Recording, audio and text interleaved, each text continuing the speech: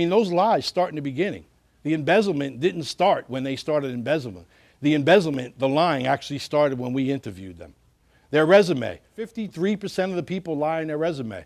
Now, whether that's changing the amount of money they make, the dates that they work, because maybe there's a time gap in there, so they start forging it and putting an extra month in. 53% of the people lie in their resume. So going off of someone's resume, I mean, how many people have received resumes here and you look at this person and you say, shoot, I don't know if I can afford them. This person looks great. That's a wonderful resume.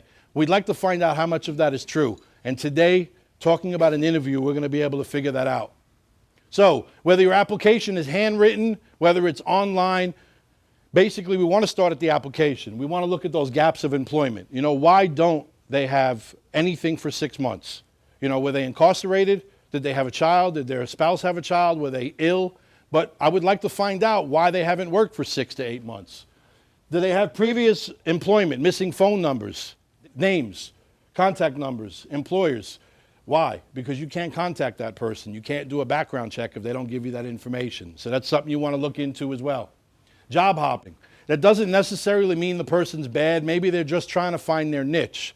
But if they're at a lot of different jobs, that may be something you want to look at as well. Did they sign their application, whether it be electronically or physically? Are they committing to what they wrote?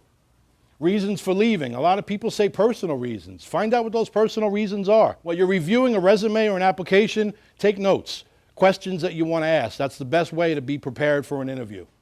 If you're running a retail, do they have experience? Obviously, we all have customers. Do they have the customer experience? You're going to want to ask them questions about that. Do they have experience managing people? You may care about their education level. One question I always ask, are you currently working?